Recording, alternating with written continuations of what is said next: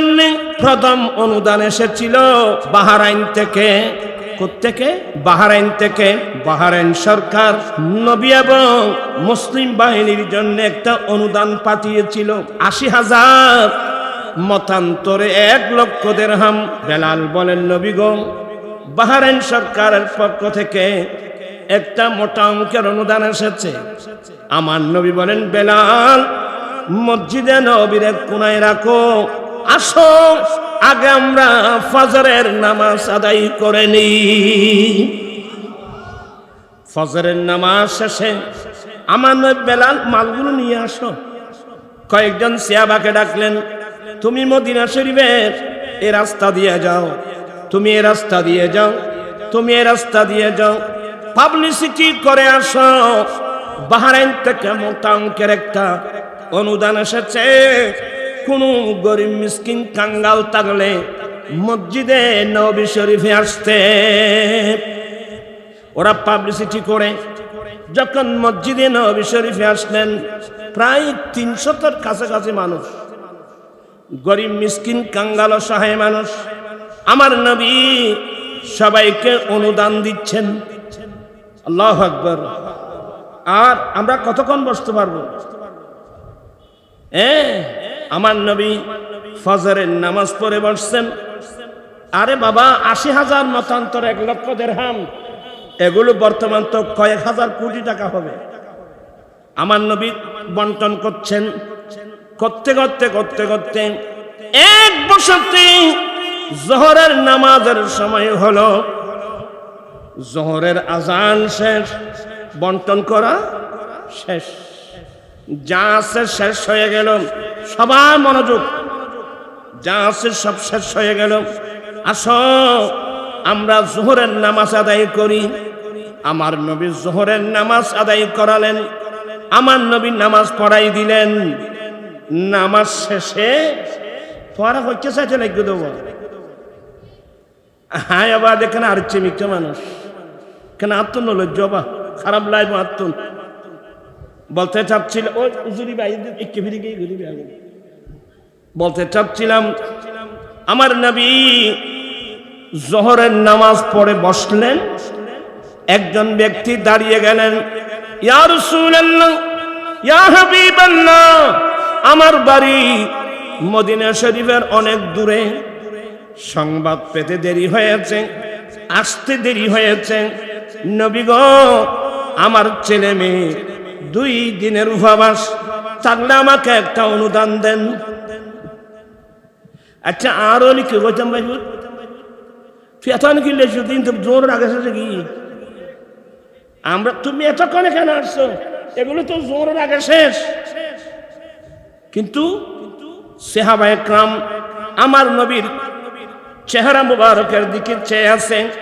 আমার নবী বলেন, আনা মদিনাতুল ইলমি ওয়া আলিয়ুম বাবুহা, আমি নবী জ্ঞানের শহর, এই শহরের দরওয়াজা আলী। আমার নবী বলেন, আনা দারুল হিকমতে ওয়া আলিয়ুম বাবুহা, আমি নবী বিজ্ঞানের ঘর, এই ঘরের দরওয়াজা আলী। আমার নবী বলছেন, বুইসতু মুআল্লিমান, আমি শিক্ষক হিসেবে প্রেরিত। বিদায় সমস্ত সাহাবায়ে কেরাম আমার নবীর চেহারার দিকে তাকিয়ে আছে। এই মুহূর্তে নবী ওই মিসকিন সাহাবাকে কি উত্তর দেয়? আল্লাহু আকবার। এগুলো শিখেন, এমনি দৌড়াদৌড়ি করলে হবে না বাবু। আমার নবী রাহমাতুল্লিল আলামিন নবী সুন্দর ভাষায় ঠান্ডা মেজাজে বললেন, সাহাবা, বাজারে তোমার কোনো পরিচিত সওদাগর আছে? সবার কিন্তু মনোযোগ। এ আমার সাহাবা, বাজারে তোমার পরিচিত কোনো সওদাগর আছে? ক্বালা নাম, হ্যাঁ ইয়া রাসূলুল্লাহ, বাজারে আমার পরিচিত সওদাগর আছে। তাহলে তুমি এক্ষুনি যাও, সওদাগরকে বলবা তোমার পরিবারের জন্য যা মাল লাগবে মালগুলো দিতে, মূল্য যত আসবে আমি নবীর নামে খাতায় লিখে রাখতে বলবা। আল্লাহু আকবার। কোথায় পাবেন এই আদর্শ? সেই নবীর কলমা আমরা পড়েছি, সেই আদর্শ আমাদের মধ্যে কি আছে? ফারুক আজম দাঁড়িয়ে গেলেন, নবী গো, আল্লাহ তো আপনাকে এত কষ্ট দেয় নাই, এটা তো খরচ করে দান করার মতো। আল্লাহ তো আমাদেরকে খরচ করে দান করতে বলে নাই। আমার রসুলের চেহারা রং পরিবর্তন হয়ে, অর্থাৎ কথাটা নবীর কাছে পছন্দ হয় নাই। একজন মদিনার আনসারী বলেন, ইয়া রাসূলুল্লাহ, আমার পরামর্শ হলো আপনি আপনার অন্তরকুলে ইচ্ছে মোতাবেক দান করতে থাকেন, আল্লাহর ধনভাণ্ডার কমে যাওয়ার ভয় করবেন না। আল্লাহু আকবার বলেন, আল্লাহু আকবার। কোথায় পাবেন এই আদর্শের প্রশংসা না করে কোন আদর্শের প্রশংসা করা হবে? এবার আমার নবী হাদিসে বলেন, তা'ামুল ওয়াহিদি ইয়াকফিল ইসনাইন, একজনের খাবার দুইজনের জন্য যথেষ্ট, দুইজনের খাবার চারজনের জন্য যথেষ্ট। মানে উম্মত, তুমি তোমার জন্য যে রান্না করেছ সবগুলো তুমি খেও না, আরেকজন গরিব মিসকিনকে দেখে একসঙ্গে বসে খানা খাও, দুজনেরই পেট ভরে যাবে। আচ্ছা আপনারা বলেন, এই আদর্শগুলো আমাদের মধ্যে আছে? তাই না? ওয়াজ শুনি যে আর যে মাবিনি মারমা আর ভাই অধ্যক্ষ হাসান রাজা সে ওয়াজ করছি ফল মারাবিনি। তা আমি কি শিখলাম? আজ থেকে আমি সবাইকে বলবো, চলুন আমরা দানি হই। আপনি বাজারে যাচ্ছেন, মাল কিনতেছেন, আশেপাশে দেখতে হবে অনেক গরিব মানুষ তোলে নিয়ে দাঁড়িয়ে আছে, মাল কিনবার পয়সা নাই। আপনি চাইলে তাকে 1 কেজি 2 কেজি আলু কিনে দিলে আপনি কি গরিব হয়ে যাবেন? আমি যে কথাগুলো বলছি আপনারা খুব মনোযোগ সহকারে, এই আদর্শের প্রশংসা আমার আল্লাহ করছেন। আমার আল্লাহ হযরত বলছেন যে আমার রাসূল কেমন জানো? মেরে করিম সে গর কতরা কিসি নে মাঙ্গা, মেরি করিম সে গর कतरा किसी ने मांगा, दरिया बहा दिए, दरिया बहा दिए, दुनूबे बहा दिए, उनकी महक ने दिल के गौचे खिला दिए।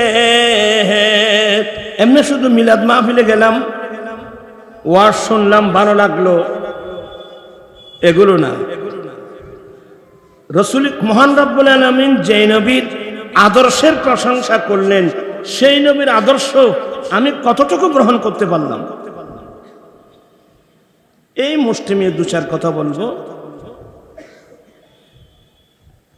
এই আয়াত যখন নাযিল হলো, উম্মুল মুমিনিন মায়েশা সিদ্দিকা রাদিয়াল্লাহু তাআলা আনহার কাছে জানতে চেয়েছেন, মা, আল্লাহ যে প্রিয় নবীর আদর্শের প্রশংসা করলেন, নবীর আদর্শটা কি?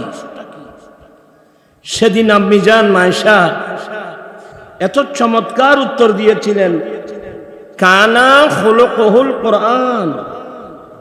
হে নবীর সাহাবা, আমার নবীর আদর্শটা হলো 30 পারা কোরআন,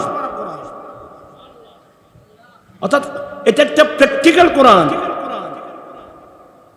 তো একজন শায়ের সুন্দর করে বলছেন, শক্লে ইনসানো মে আরশ সে ফরশ পর, শক্লে ইনসানো মে আরশ সে ফরশ পর, হক তাআলা কি বন कर किताब आ गया। रसूल करीम এটা আল্লাহর হুবহু 30 পারা কোরআন পাকের বাস্তব কোরআন, প্র্যাকটিক্যাল। তা আমার নসিহত থাকবে, আমরা সেই আদর্শে আদর্শবান হতে চাই কি চাই না, এটাই হলো আমাদের মূল বক্তব্য। তো নবীর আদর্শ কি? 30 পারা কোরআন, এটা ব্যাপক কথা। আমাদের হানফি মাযহাবের বিখ্যাত একটা তাফসীরের কিতাব, তাফসীরে রুহুল বায়ান শরীফে আল্লামা ইসমাইল হক্কি আলাইহির রাহমা এই আয়াতের ব্যাখ্যায় হাদিস নকল করেছেন যে উত্তম আদর্শ বলতে কোন কোন জিনিসকে বোঝানো হয়। তো উনি বলছেন যে উত্তম আদর্শের 360টি শাখা প্রশাখা রয়েছে। কত? 360টি শাখা আছে উত্তম আদর্শের, উত্তম চরিত্রের। এগুলো জানা আমাদের জন্য অত্যন্ত প্রয়োজন। এর 360টি শাখা আছে উত্তম আদর্শের, উত্তম চরিত্রের। এর 360টি শাখার মধ্যে সবচেয়ে উত্তম শাখা উত্তম চরিত্রের উত্তম শাখা, যার উপর আর কোনো শাখা নেই। এটাই হলো কি জানেন? এটাই হলো গরিব, মিসকিন, কাঙ্গাল, অসহায় মানুষের দিকে সব সময় সাহায্যের হাত প্রসারিত করে। সুবহানাল্লাহ ওয়া বিহামদিহি। এটা বিরাট শাখা। অপর হাদিসে আমার নবী বলেন, ইযা মাতাল ইনসানু ইনকাতা আনহু আমালুহু ইল্লা মিন সালাসা, ইল্লা মিন সাদাকাতিন জারিয়া আও ইলমিন ইউনতাফাউ বিহি আও ওয়ালাদিন সালিহিন ইয়াদউ লাহু। আমার দয়াল নবী বলেন, মানুষ যখন মারা যায় মানুষের আমল বন্ধ হয়ে যাবে। আজকে মাহফিলে আসছেন, মারা গেলে আসতে পারবেন? আমল বন্ধ। মসজিদে যেতে পারবেন? বন্ধ। আমার নবী বলেন, কিন্তু 3 প্রকারের মানুষ মারা যাওয়ার পরেও এদের কিয়ামত পর্যন্ত তাদের আমলনামা চালু থাকবে। এই 3 প্রকারের মধ্যে 1 নম্বর হলো ওই সমস্ত নারী পুরুষ যারা সব সময় আল্লাহর রাস্তায় দান করে। ওটার সাথে মিলে গেল উত্তম আদর্শের উত্তম চরিত্র। ডান হাতে বাম হাতে দিনে রাত্রে সব সময় গরিব, মিসকিন, কাঙ্গাল, অসহায় মানুষের দিকে সাহায্যের হাত প্রসারিত করা, যে জিনিসটা আমাদের মধ্যে খুবই অভাব। আমরা নবীকে ভালোবাসি, মুখের ভালোবাসা। নবীর আদর্শ আমাদের মধ্যে কয়জনের আছে? এই আদর্শগুলো যদি আমাদের মধ্যে থাকতো, আজকে আমাদের গ্রামের মহিলারা বিভিন্ন এনজিও সংস্থার কাছে গিয়ে, গ্রামীণ ব্যাংকে গিয়ে সুদের উপর টাকা আনার কোনো প্রয়োজন ছিল না। এরা যে অপরাধ করতে, সেই অপরাধে আমরা সবাই অপরাধী। আপনার ব্যাংকে টাকা আছে, এসব গরিব মানুষের দিকে কোনোদিন খেয়াল রাখছেন? কয়টি টাকা দিয়েছেন আমাকে বলেন তো?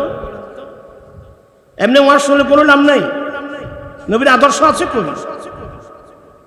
আমার নবীর আরেকটা নাম হলো আজওয়াদুন নাস। আল্লাহর পরে মানব জাতির মধ্যে শ্রেষ্ঠ দানী, মানব জাতির মধ্যে সবচেয়ে বড় দানী নবী মুহাম্মদুর রাসূলুল্লাহ সাল্লাল্লাহু আলাইহি ওয়াসাল্লাম। আমার ভাই হাসান দাদা এত সুন্দর করে করে বলবে। আমরা তো এখন বয়স্ক হয়ে গেছি, আমরাও বলতাম এক সময়, ইয়ে দরবারে মুস্তাফা হে यहाँ अपनों का क्या कहना, यहाँ से हाथ खाली गैर बीजा या नहीं करते। আমার দেল নবীর দরবার এমন একটা দরবার, যেই দরবার থেকে আর আপনজনের কি কথা, কোন দুশ্মন পর্যন্ত, বিধর্মী পর্যন্ত যে দরবার থেকে কোনোদিন খালি হাতে যায় নাই।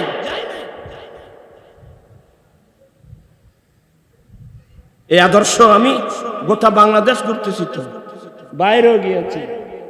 এই আদর্শের মানুষ খুব কম আছে। কিন্তু আপনারা যারা আমার বক্তব্য শুনছেন, আমি বলছি, আমি কথা কিন্তু আমার না, আমি কয়েকটা জিনিস তুলে ধরব।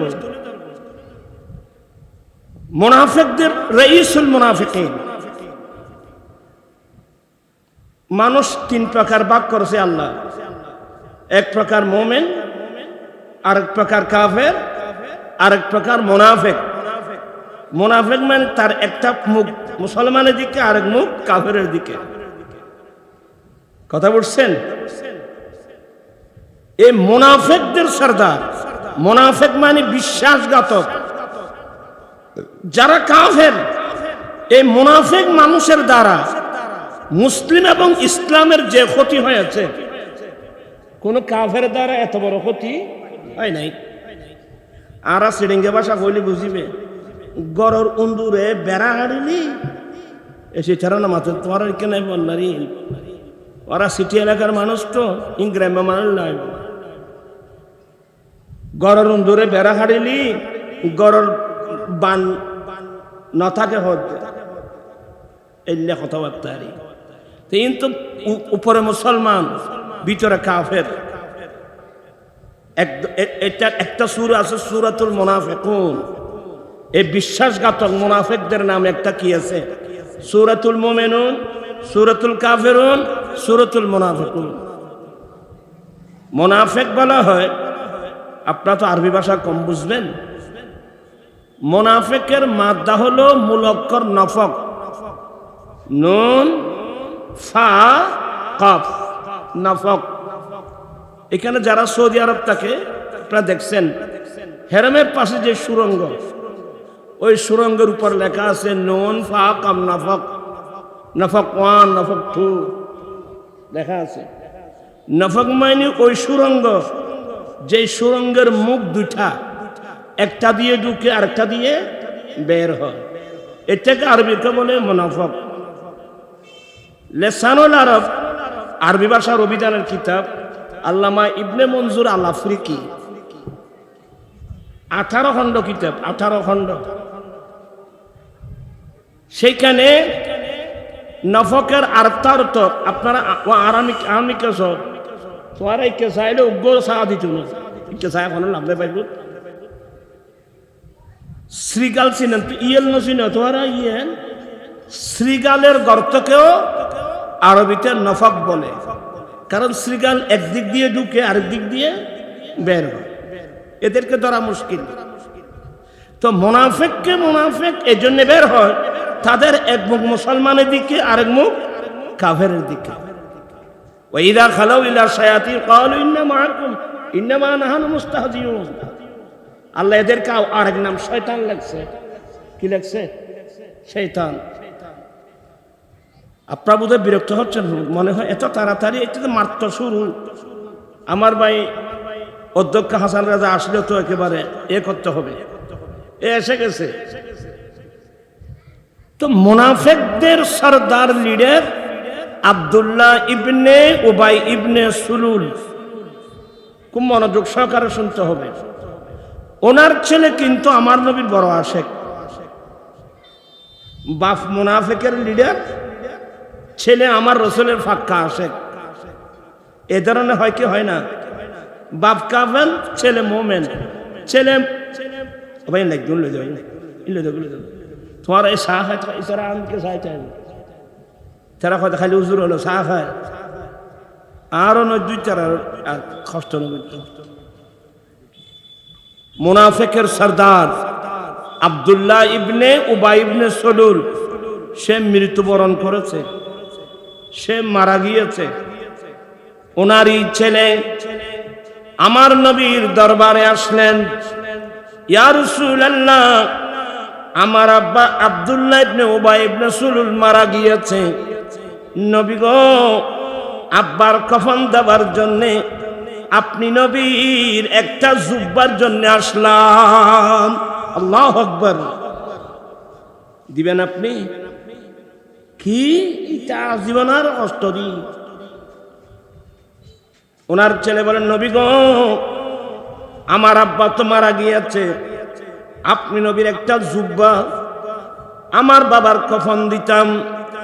বলতে দেরি, আমার দয়াল নবী তাড়াতাড়ি আলমিরা থেকে জুব্বা মুবারক বের করে দিয়ে দিলেন। সুবহানাল্লাহ। এক নম্বর শত্রু তার বাবা, নবীর সাথে ওই নবীর কাছে চেয়েছেন, নবী জুব্বা দিয়ে দিলেন, এক নম্বর। দ্বিতীয় নম্বর, ইয়া রাসূলুল্লাহ, আমার আব্বার জানাজার নামাজ আপনি পড়াবেন। কারণ ওই সময় মুনাফিকদের জানাজা না পড়ার উপর আল্লাহর পক্ষ থেকে কোনো নির্দেশ আসে নাই, নিষেধাজ্ঞা আসে নাই। আমার নবী, আচ্ছা তোমার বাবার জানাজার নামাজ আমি পড়ব। ফারুক আজম উনি তো মেজাজি মানুষ, উনি এমন বাবু ওয়াজ করার সময় সালাম দিয়েন না, বসেন। আল্লাহুম্মা সাল্লি আলা সাইয়্যিদিনা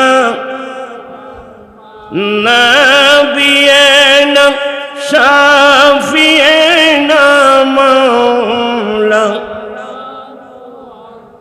তো যখন জানাজার টাইম হলো, আমার নবী উঠছেন, ওমর চলো।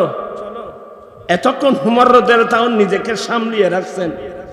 ইয়া রাসূলুল্লাহ, এই মুনাফিকের সরদার আব্দুল্লাহ ইবনে উবাই ইবনে সালুল, তাদের দ্বারা ইসলাম এবং মুসলমানের যেই ক্ষতি হয়েছে কোন কাফের দ্বারা সেই ক্ষতি হয় নাই। ইয়া রাসূলুল্লাহ, আপনি জুব্বা মুবারক দিলেন তার কফন পড়ানোর জন্য, আবার জানাজা পড়াতে যাচ্ছেন।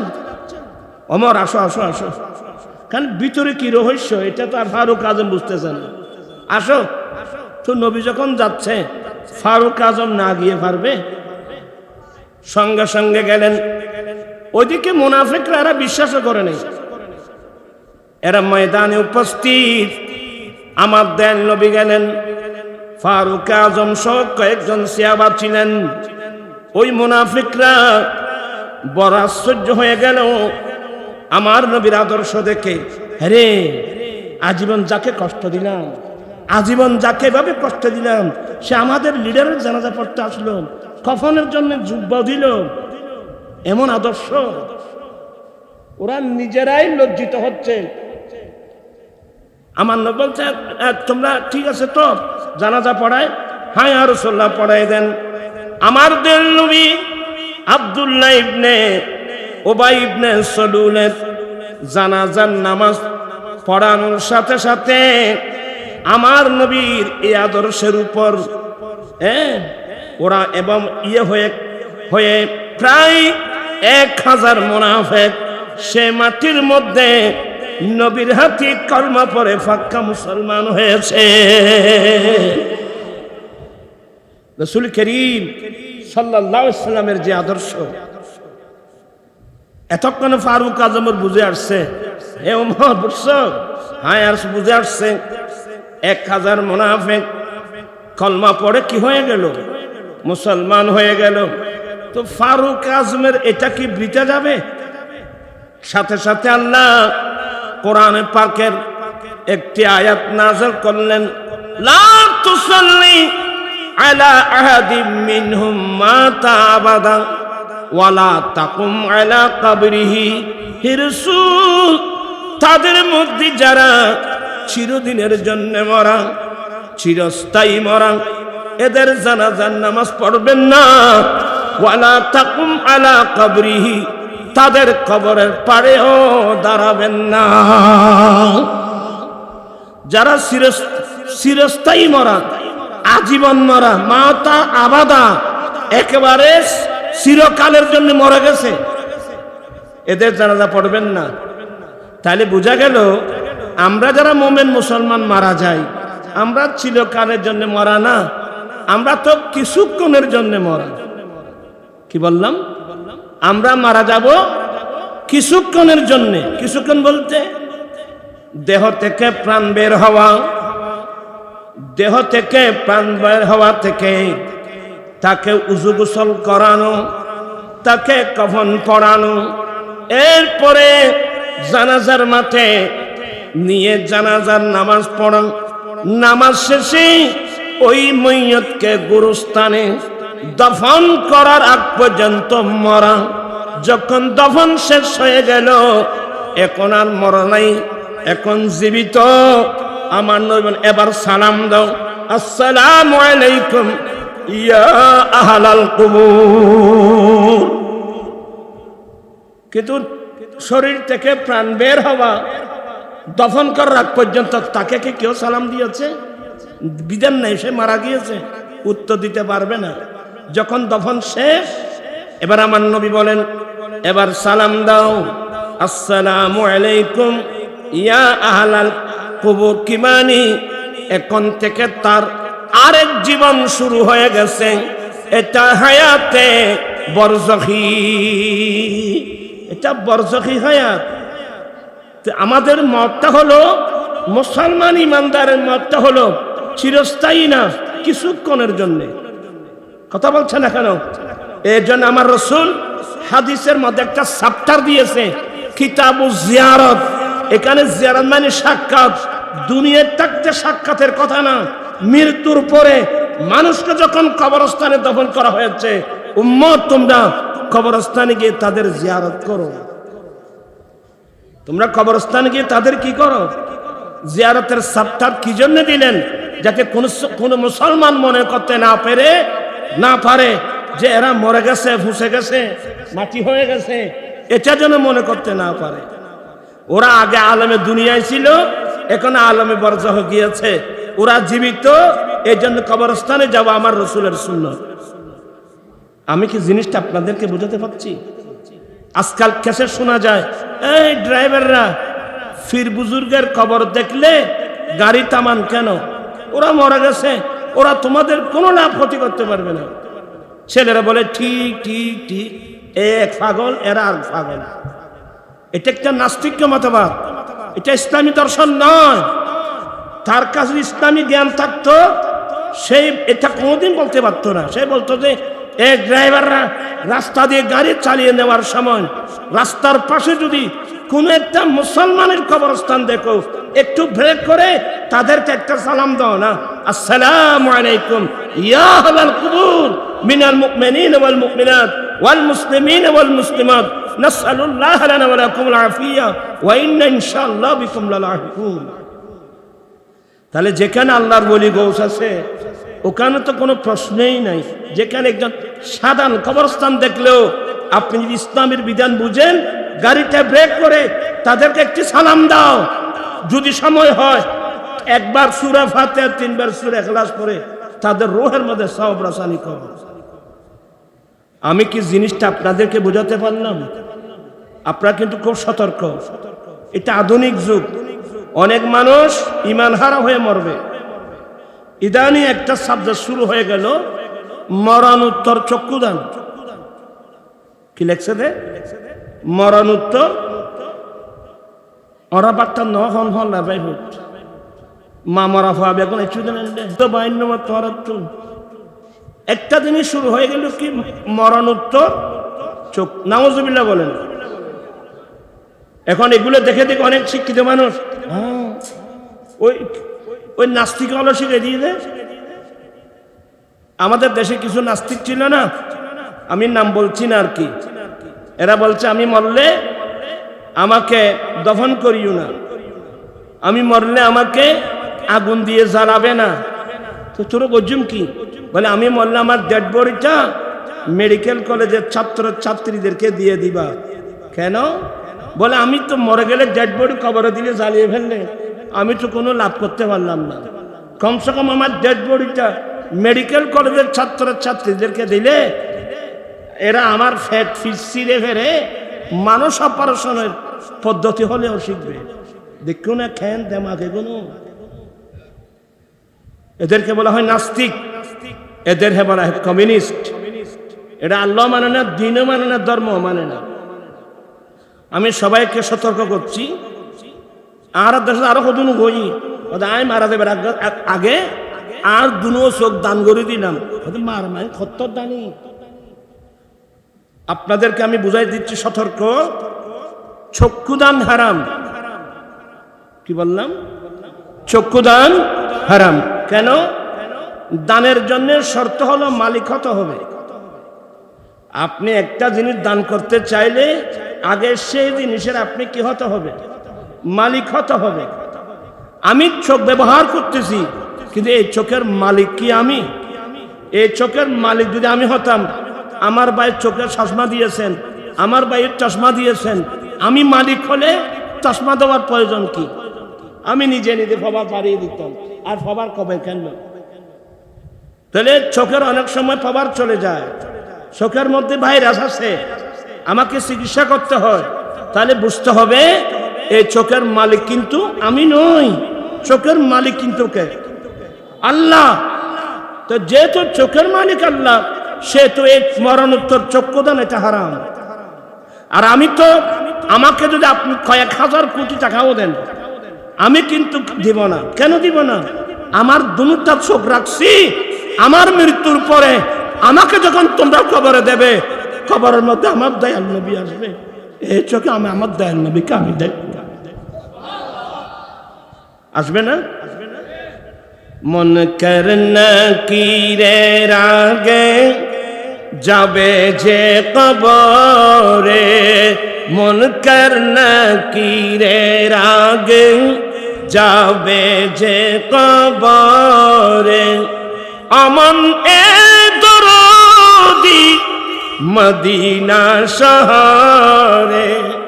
আমি আমার মৃত্যুর পর যখন তোমরা আমাকে কবর দেবা, নবীর হাদিস মোতাবেক আমার কবরে দুজন ফেরেশতা আসবে, মুনকার আর নকির। কিন্তু মুনকার নকির আসার আগে আগে আমার একজন দরদি ব্যক্তি আমার কবরে আসবে, তিনি আমার দয়াল নবী, যিনি মদিনাতুল মুনাওয়ারায় আছেন। আমার আলা হযরত বলছেন, আল্লাহু আকবার, পেশে নজর वो नौबहार सजदे को है दिल बेकरार, अरे रुकिए सर को रुकिए, हाँ यही इम्तिहान है। চিৎকার দিয়ে বলুন সুবহানাল্লাহ। একটু দূরে চলে আসলাম। আল্লাহ বলেন, রাসূল আজ থেকে যারা চিরদিনের জন্য মরা, এদের জানাজাও পড়বেন না, এদের কবর পাড়েও যাবেন না। যারা কাফের, মুশরিক, বেদিন, মুনাফিক, এদের জানাজাও বন্ধ, এদের কবর পাড়ে যাওয়াও কি বন্ধ। আমি বোঝাতে চাচ্ছি, এই মুনাফিক চক্র, কোরআন শরীফ ভাষায় এদেরকে কোন সময় খবিস বলা হয়েছে, কোন সময় মুনাফিক বলা হয়েছে, কোন সময় শয়তান বলা হয়েছে, বড় মারাত্মক। কিন্তু আমি যে জিনিসটা বোঝাচ্ছি, এমন দুষ্ট মুনাফিকের লিডার আব্দুল্লাহ ইবনে উবাই ইবনে সালুলের মৃত্যুর পর ওনার ছেলের হাতে নবী নিজের জুব্বাটা দিয়ে দিলেন তাকে কফন পরানোর জন্য। আল্লাহু আকবার বলবেন না? এমন আদর্শ। আমি আপনারা বিরক্ত হয়ে যাবেন। এবার একটা হাদিস শোনাবো, আমার দয়াল নবীর একটা হাদিস শোনাবো। এটা হলো প্রথম ইসলামের যুগে বহিরাগত কোন রাষ্ট্র থেকে ইসলামের জন্য প্রথম অনুদান এসেছিল বাহরাইন থেকে। কোত্থেকে? বাহরাইন থেকে। বাহরাইন সরকার নবী এবং মুসলিম বাহিনীর জন্য একটা অনুদান পাঠিয়েছিল, 80,000, মতান্তরে 1 লক্ষ দিরহাম। বেলাল বলেন, নবী গো, বাহরাইন সরকারের পক্ষ থেকে একটা মোটা অঙ্কের অনুদান এসেছে। আমার নবী বলেন, বেলাল মসজিদে নবীর কোনায় রাখো, আসো আগে আমরা ফজরের নামাজ আদায় করে নিই। ফজরের নামাজ শেষে আমার নবী বেলাল, মালগুলো নিয়ে আসো। কয়েকজন সাহাবাকে ডাকলেন, তুমি মদিনা শরীফের এই রাস্তা দিয়ে যাও, তুমি এই রাস্তা দিয়ে যাও, তুমি এই রাস্তা দিয়ে যাও, পাবলিসিটি করে আসো, বাহরাইন থেকে মোটা অঙ্কের একটা অনুদান এসেছে। কোন গরিব মিসকিন কাঙ্গাল থাকলে মসজিদে নববী শরীফে আসতে। ওরা পাবলিসিটি করে যখন মসজিদে নববী শরীফে আসলেন, প্রায় 300-র কাছাকাছি মানুষ, গরিব মিসকিন কাঙ্গাল অসহায় মানুষ, আমার নবী সবাইকে অনুদান দিচ্ছেন। আল্লাহু আকবার। আর আমরা কতক্ষণ বসতে পারবো? আমার নবী ফজরের নামাজ পড়ে বসছেন।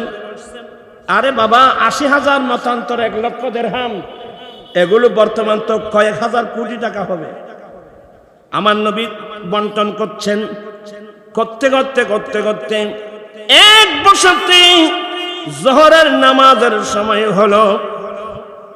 জোহরের আজান শেষ, বন্টন করা শেষ, যা আছে শেষ হয়ে গেল। সবার মনোযোগ, যা আছে সব শেষ হয়ে গেল। আসো আমরা জোহরের নামাজ আদায় করি। আমার নবী জোহরের নামাজ আদায় করালেন, আমার নবী নামাজ পড়াই দিলেন। নামাজ শেষে পড়া হচ্ছে চাইতে লাগিয়ে দেবো। হ্যাঁ, আবার দেখেন আর চিমিকা মানুষ কেন আত্ম নলজ্জ বা খারাপ লাগবে আত্ম বলতে চাচ্ছিল। ওই উজুরি ভাই একটু ফিরে গিয়ে ঘুরি বলতে চাচ্ছিলাম, আমার নবী জোহরের নামাজ পড়ে বসলেন। একজন ব্যক্তি দাঁড়িয়ে গেলেন, ইয়া রাসূলুল্লাহ, ইয়া হাবিবাল্লাহ, আমার বাড়ি মদিনা শরীফের অনেক দূরে, সংবাদ পেতে দেরি হয়েছে, আসতে দেরি হয়েছে। নবী গো, আমার ছেলে মেয়ে 2 দিনের উপবাস, থাকলে আমাকে একটা অনুদান দেন। আচ্ছা, আরো লিখে বলতাম ভাই, তুই এত কিনলে দিন তো জোর আগে কি আমরা, তুমি এতক্ষণে কেন আসছো? এগুলো তো জোরের আগে শেষ। কিন্তু সাহাবায়ে একরাম আমার নবীর চেহারা মুবারকের দিকে চেয়ে আছেন। আমার নবী বলেন, আনা মদিনাতুল ইলমি ওয়া আলিয়ুম বাবুহা, আমি নবী জ্ঞানের শহর, এই শহরের দরওয়াজা আলী। আমার নবী বলেন, আনা দারুল হিকমতে ওয়া আলিয়ুম বাবুহা, আমি নবী বিজ্ঞানের ঘর, এই ঘরের দরওয়াজা আলী। আমার নবী বলছেন, বুইসতু মুআল্লিমান, আমি শিক্ষক হিসেবে প্রেরিত। বিদায় সমস্ত সাহাবায়ে একরাম আমার নবীর চেহারার দিকে তাকিয়ে আছে। এই মুহূর্তে নবী ওই মিসকিন সাহাবাকে কি উত্তর দেয়? আল্লাহু আকবার। এগুলো শিখেন, এমনি দৌড়াদৌড়ি করলে হবে না বাবু। আমার নবী রহমতুল্লাহ আলামিন নবী সুন্দর ভাষায় ঠান্ডা মেজাজে বললেন, সাহাবা, বাজারে তোমার কোনো পরিচিত সওদাগর আছে? সবার কিন্তু মনোযোগ। এ আমার সাহাবা, বাজারে তোমার পরিচিত কোনো সওদাগর আছে? ক্বালা নাম, হ্যাঁ ইয়া রাসূলুল্লাহ, বাজারে আমার পরিচিত সওদাগর আছে। তাহলে তুমি এক্ষুনি যাও, সওদাগরকে বলবা তোমার পরিবারের জন্য যা মাল লাগবে মালগুলো দিতে, মূল্য যত আসবে আমি নবীর নামে খাতায় লিখে রাখতে বলবা। আল্লাহু আকবার। কোথায় পাবেন এই আদর্শ? সেই নবীর কলমা আমরা পড়েছি, সেই আদর্শ আমাদের মধ্যে কি আছে? ফারুক আজম দাঁড়িয়ে গেলেন, নবী গো, আল্লাহ তো আপনাকে এত কষ্ট দেন, এটা তো খরচ করে দান করার মতো। আল্লাহ তো আমাদেরকে খরচ করে দান করতে বলে নাই। আমার রাসূলের চেহারা রং পরিবর্তন হয়ে, অর্থাৎ কথাটা নবীর কাছে পছন্দ হয় নাই। একজন মদিনার আনসারী বলেন, ইয়া রাসূলুল্লাহ, আমার পরামর্শ হলো আপনি আপনার অন্তরকুলে ইচ্ছা মোতাবেক দান করতে থাকেন, আল্লাহর ধনভাণ্ডার কমে যাওয়ার ভয় করবেন না। আল্লাহু আকবার বলেন, আল্লাহু আকবার। কোথায় পাবেন এই আদর্শের প্রশংসা না করে কোন আদর্শের প্রশংসা করা হবে? এবার আমার নবী হাদিসে বলেন, তা'মুল ওয়াহিদি ইয়াকফিল ইসনাইন, একজনের খাওয়া দুইজনের জন্য যথেষ্ট, দুইজনের খাবার 4 জনের জন্য যথেষ্ট। মানে উম্মত, তুমি তোমার জন্য যে রান্না করেছ সবগুলো তুমি খেও না, আরেকজন গরিব মিসকিনকে দেখে একসঙ্গে বসে খানা খাও, দুজনেরই পেট ভরে যাবে। আচ্ছা আপনারা বলেন, এই আদর্শগুলো আমাদের মধ্যে আছে? তাই না? ওয়াজ শুনি যারা যে মাবিনি মারমা আর ভাই অধ্যক্ষ হাসান রাজা যে ওয়াজ করছি ফল মারা ফেলি। তা আমি কি শিখলাম? আজ থেকে আমি সবাইকে বলবো, চলুন আমরা দানি হই। আপনি বাজারে যাচ্ছেন, মাল কিনতেছেন, আশেপাশে দেখতে হবে অনেক গরিব মানুষ তোলে নিয়ে দাঁড়িয়ে আছে, মাল কিনবার পয়সা নাই। আপনি চাইলে তাকে 1 কেজি 2 কেজি আলু কিনে দিলে আপনি কি গরিব হয়ে যাবেন? আমি যে কথাগুলো বলছি আপনারা খুব মনোযোগ সহকারে, এই আদর্শের প্রশংসা আমার আল্লাহ করছেন। আমার আল্লাহ হযরত বলছেন যে আমার রাসূল কেমন জানো? मेरे करीम से गर कतरा किसी ने मांगा, मेरी करीम से गर कतरा किसी ने मांगा, दरिया बहा दिए, दरिया बहा दिए, बहा दिए, उनकी महक ने दिल के गौचे खिला दिए। আমি কয়টা হাদিস বলবো? বুখারী শরীফ বলেন, একজন 2 হাতে 2 মেয়ে সন্তান নবীর দরবারে গেলেন। আমার নবী ছিলেন না, আমাদের আম্মি জানকে বলেন, মা আমার এই 2টা কন্যা সন্তান উপবাস, থাকলে কিছু দেন। মা আয়েশা সিদ্দিকা রুমের মধ্যে ওই সময় মাত্র 1টা খেজুর ছিল।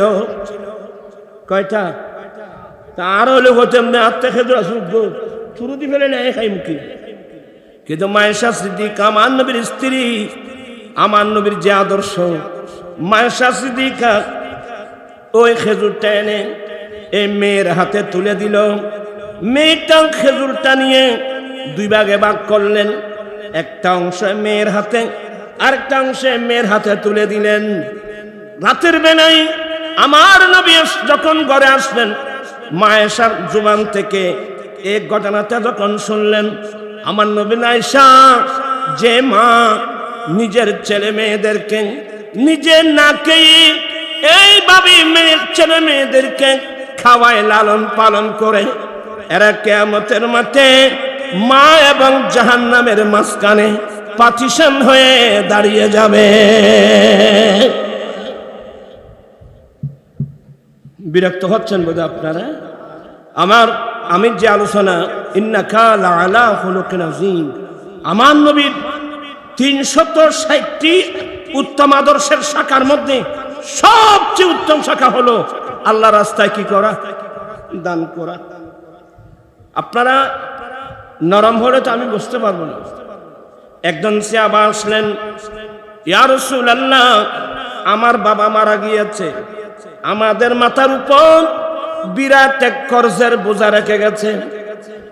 আমার বাবা একটা খেজুরের বাগান দিয়ে গেছেন, এই খেজুরের বাগান থেকে আমরা খেজুর পেরেছি, ঠাল মেরে রাখছি, কর্জদার সবগুলো এসে গেছে। ইয়া রাসূলুল্লাহ, আমি যদি আমার আব্বার কর্জদারের এই খেজুর থেকে কর্জদারের কর্জ পরিশোধ করি, আমরা ছেলে সন্তান কি খাবো? এই কথা বলা মাত্রই আমার নবী দাঁড়ালেন। সাহাবা, তুমি খেজুর পারছো? হ্যাঁ। কোথায় এগুলো? আমার ঘরের পাশে আঙ্গিনায় ঠাল মেরে রেখে আসছি। আমার দয়াল নবী বলেন, আমাকে নিয়ে যাও। এগুলো একটা একটা পয়েন্ট শিখেন। আমার নবী গেলেন, বলে এই তো খেজুর। আমার নবী খেজুরের ঠালের চতুর্পাশে 7টা চক্কর লাগালেন। কয়টা? 7টা চক্কর দিলেন। কি মানে? বরকতের জন্য দোয়া করলেন। এবার আমার নয়, এবার ইয়ে করো, এখান থেকে খেজুর মেফে মেফে তোমার বাবার কর্জদারকে কর্জ পরিশোধ করো। যখন খেজুরগুলো মেফে মেফে বাবার কর্জগুলো পরিশোধ করলো, কর্জ পরিশোধ করার শেষ, এরপরে দেখা গেল খেজুরের চাল থেকে একটা খেজুর কমে না।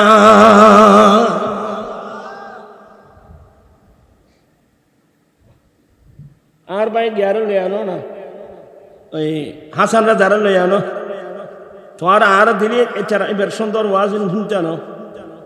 আমার ভাইয়েরা, আপনার বেয়াদবি মাফ করবেন, আমি কিছু হাদিস বলবো। একজন সাহাবা এসে বলছেন, ইন্নী হালাবতু ইয়া রাসূলুল্লাহ, নবী গো আমি তো ধ্বংস হয়ে গেলাম। ক্বালা ওয়া বিমা, নবী জিজ্ঞাসা করলেন তুমি কি করছো? বলে ইয়া রাসূলুল্লাহ ইন্নী ওয়াকাতু আলা আহলি, নবী গো আমি রোজা রেখে স্ত্রী সহবাস করে ফেললাম। নবী গো আমি রোজা রেখে স্ত্রী সহবাস করে ফেললাম, আমার রোজা তো নষ্ট হয়ে গেল, আমি তো ধ্বংস হয়ে গেলাম। আল্লাহু আকবার। সাহাবার অনুভূতি, একটি রোজা নষ্ট হলো, ওনার অনুভূতি হলো আমি তো ধ্বংস হয়ে গেলাম।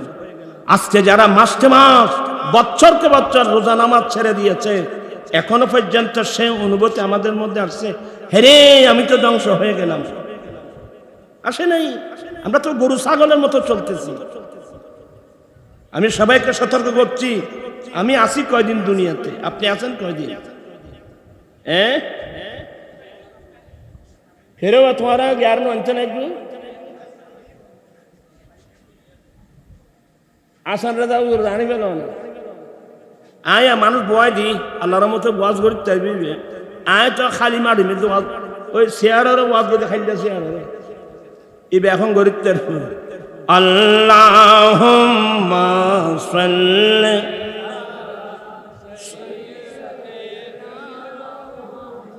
ওরা তো বাচ্চা নহন বললাম।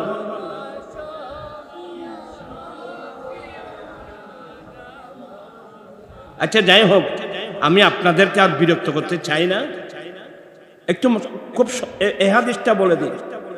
বলে ইয়া রাসূলুল্লাহ, নারায়ে তাকবীর, মারহাবা, আহলে সুন্নাহ,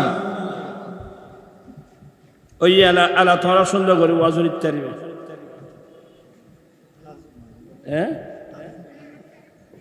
মাশাআল্লাহ, তোমার সরেস্তাম হয়ে যেত আমি চলে গেলাম।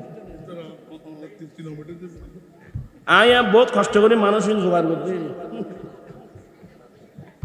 এলা তো এলো আইও না তোমার এখন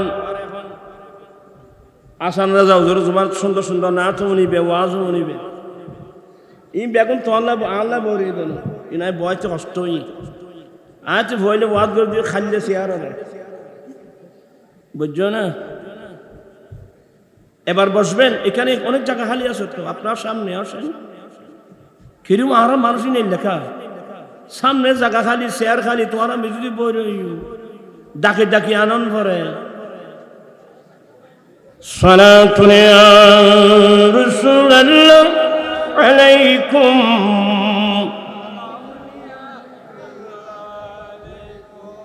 আসলে মানুষ তরকারি যেতন জাল দে গট গট গট গট গট করে, জাল দিয়ে শেষ তরকারি আলাইয়ের ভুষি বইতে, আর এখন আলাইন্য মুসলমান পাইব এরাই বলি তাকে জালুলো দিতে কি করব?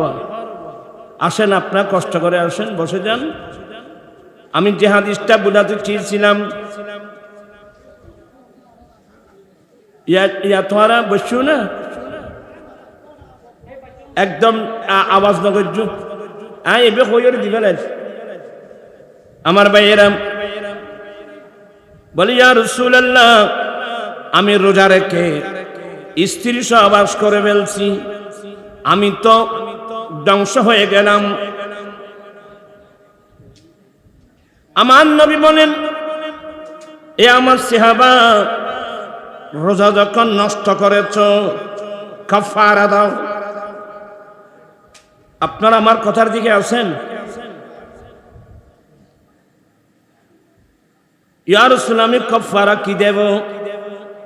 আমার নবী বলছেন দে তোমার কাছে দাস দাসী থাকলে আজাদ করে দাও। সুবহানাল্লাহ বলবেন না? তোমার কাছে দাস দাসী থাকলে আজাদ করে দাও।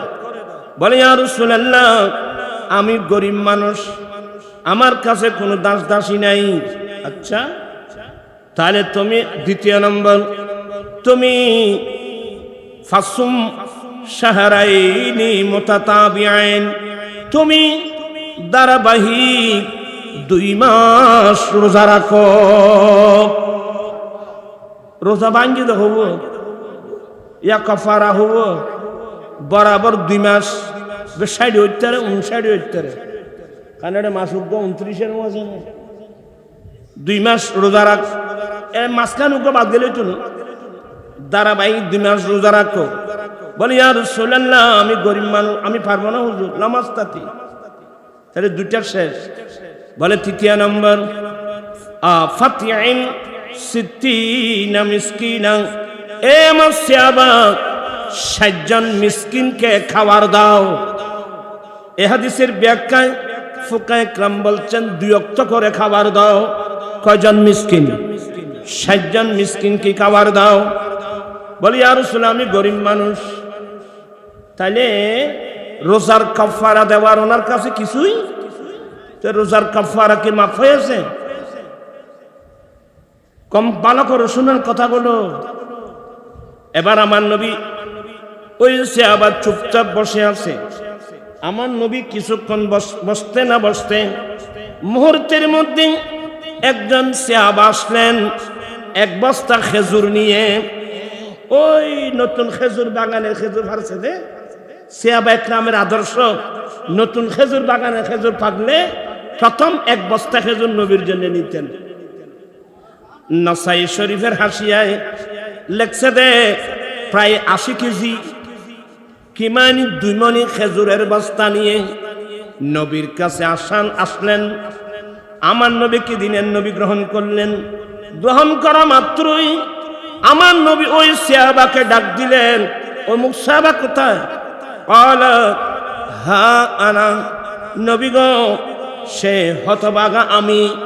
আমার নবী বলেন আমার সাহাবা আমার জন্য 1 বস্তা খেজুর আনছেন হাদিয়া, আমি এগুলো তোমাকে দিয়ে দিলাম। তুমি মদিনার গলি গলি হেঁটে হেঁটে তুমি গরিব মিসকিনকে দান করে তোমার রোজার কাফারা আদায় করো।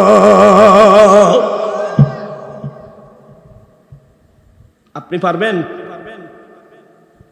আমার নবী সাজা দিলেন যে তুমি এই খেজুরের বস্তা আমি আমারটা দিয়ে দিলাম, তুমি নিয়ে যাও, তুমি মদিনা শরীফের গলি গলি হেঁটে হেঁটে গরিব মিসকিনদেরকে দান করে তোমার রোজার কাফারা আদায় করো। ওই সাহাবা বললেন ইয়া রাসূলুল্লাহ মদিনার জমিনে আমার চেয়ে বড় মিসকিন তো আর কেউ নাই। দেখুন এখানে বেলা বলি এই কথা বলা মাত্রই ফাদাহিকান নবী সাল্লাল্লাহু আলাইহি সাল্লাম, আমার নবী এমন হাসছেন নবীর সামনের আনিয়াত দন্দান দেখা গেল। নবী এমনি হাসছেন। আমার নবী হেসে হেসে বলছেন আচ্ছা বুঝতে পারছি তুই খাইবে না বলি এ সাহাবা নাও তোমার ছেলেবেলে নিয়ে খেয়ে ফেলো। তার কি মানি? ওই সাহাবা জানে পৃথিবীর কোন মুহাদ্দিস মুফতি নিজের কাফারা নিজে খেতে পারবে এই ফতোয়া পৃথিবীর কেউ দিতে পারবে না, কিন্তু আমার আল্লাহ আমার দয়াল নবীকে সেই ক্ষমতা দিয়েছে। আমার হুজুর কেবলা পীর মুর্শিদ তাজুশ শরিয়া আখতার রাজা আল আজহারি রহমতুল্লাহ আলাইহি কত সুন্দর সুন্দর করে লিখছেন, মুনव्वर मेरी आंखों को मेरे शम्सो दुहा कर दे। তুই বললে না সুন্দর হইতো, मुनव्वर मेरी आंखों को मेरे शम्सो दुहा कर दे, गमों की धूप में वो साया जुल्फे दुता कर दे जहां बानियता कर दे बड़ी जन्नत हिबा कर दे नबी मुख्तार कुल है जिसको जो चाहे अता कर दे नबी मुख्तार कुल है जिसको जो चाहे अता कर दे मुनव्वर मेरी आंखों को मेरे शम्सो दुहा कर दे गमों की धूप में वो साया जुल्फे दुता कर दे चित्कार दी बोलून ना सुभान अल्लाह इन्नका लअला खुलुकिन अज़ीम हे नबी निश्चय আপনি অতি উত্তম আদর্শের উপর অধিষ্ঠিত আমার রাসূলের জীবনে আমার নবী তো বাদশার বাদশা নজরুল বলছে না নূরে মুহাম্মদ সাল্লাল্লাহু আলা তুমি বাদশার বাদশা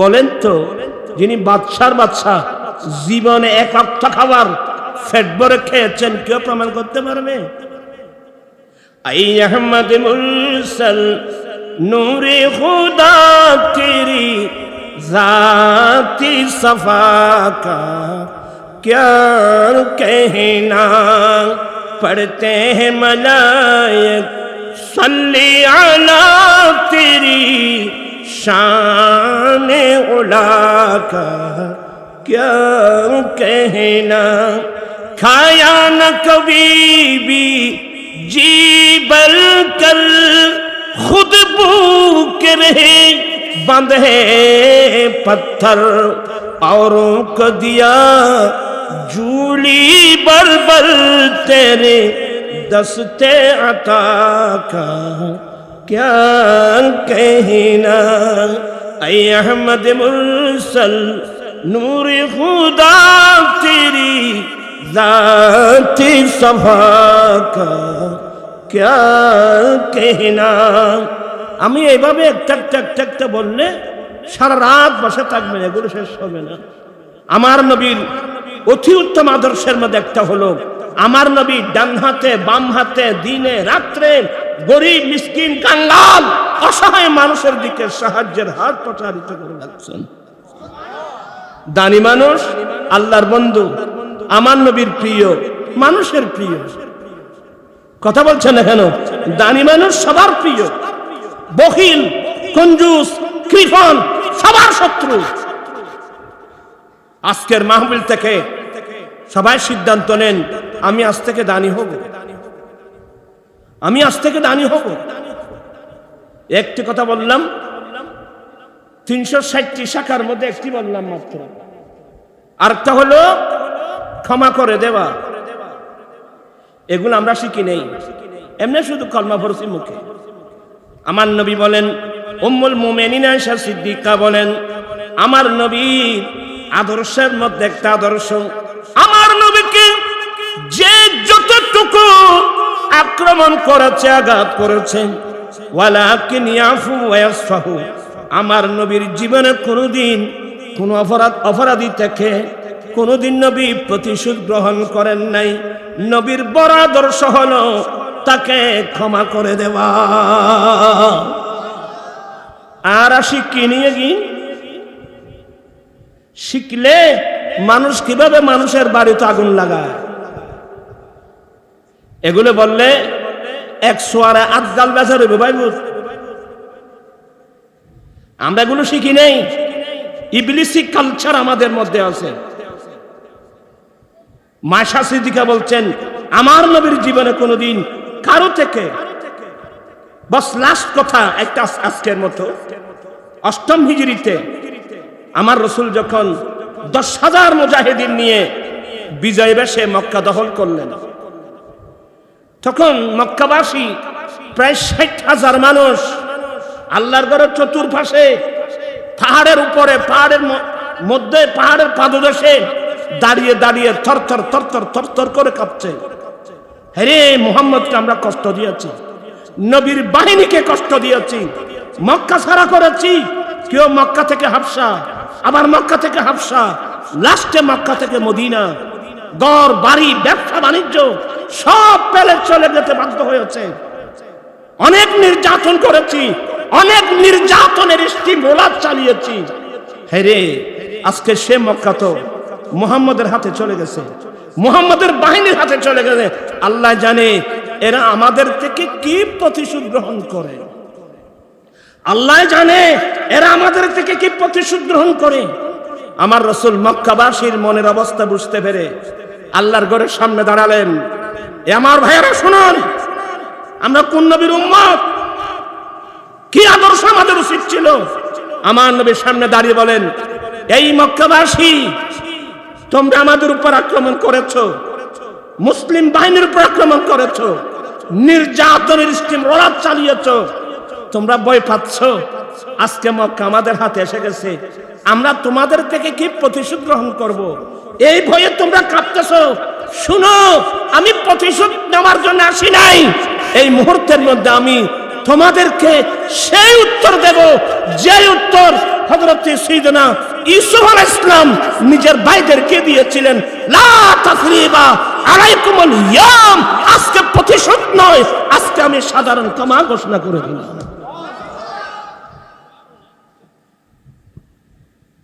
শিখছেন এই আদর্শগুলো? এমনি শুধু মিলাদুন নবী করে করে শুধু খরমা বিরিয়ানি খাচ্ছি আমরা?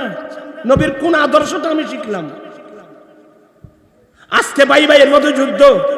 আপনি নিজের মায়ের ফেকের ভাইকে মাফ করতে পেরেছেন?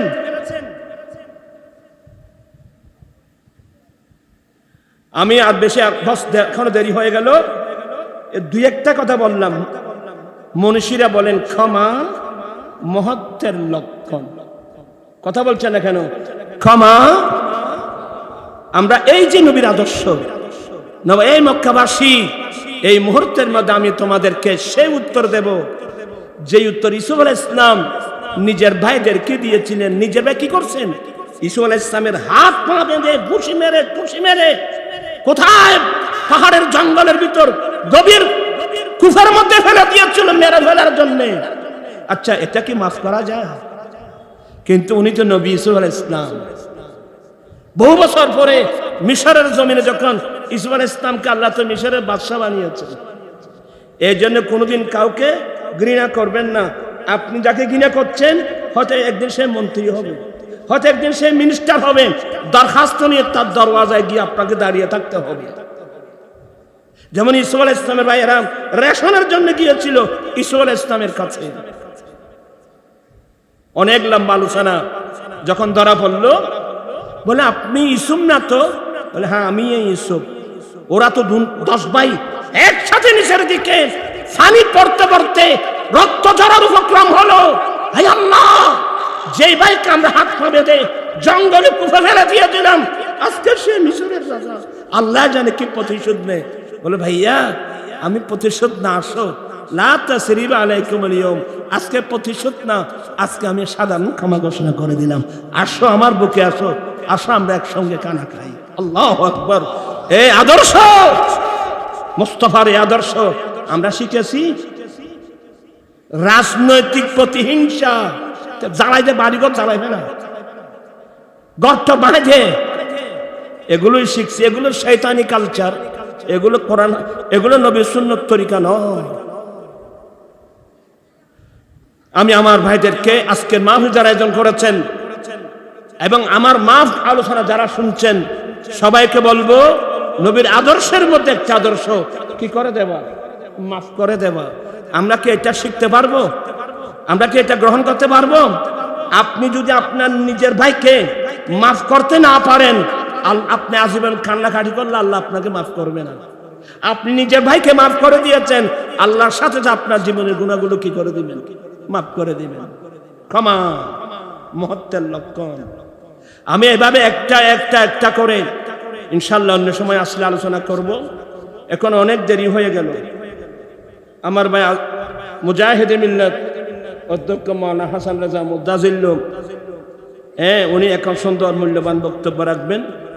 আসলে উনি এশার আগে আসছিলেন, হ্যাঁ উনি আসেন, আমাকে আগে ভাগে কিছু বলার সুযোগ দিয়েছেন, এই জন্য ওনাকে ধন্যবাদ জানাচ্ছি, মোবারকবাদ জানাচ্ছি।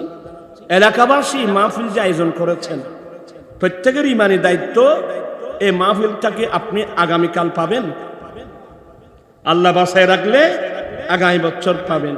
এটাকে মূল্যায়ন করা ইমানি নৈতিক। একটা হাদিস শুনেন, একটা নবীর আদর্শের কথা শুনেন। আল্লাহ পাক আমরা সবাইকে নবীর আদর্শে আদর্শবান হওয়ার তৌফিক দান করুক। আল্লাহুম্মা আমিন। মাওলায়া সাল্লি ওয়া সাল্লিম দাইমান আবাদা আলা হাবিবিকা খায়রিল খালকি কুল্লিহিম। আল্লাহুম্মা আগনিনা বিল ইলমি ওয়া যায়্যিননা বিল হিলমি ওয়া আকরিমনা বিত তাকওয়া ওয়া জাম্মিলনা বিল আফিয়া বিহাক্কি লা ইলাহা ইল্লাল্লাহ মুহাম্মদ।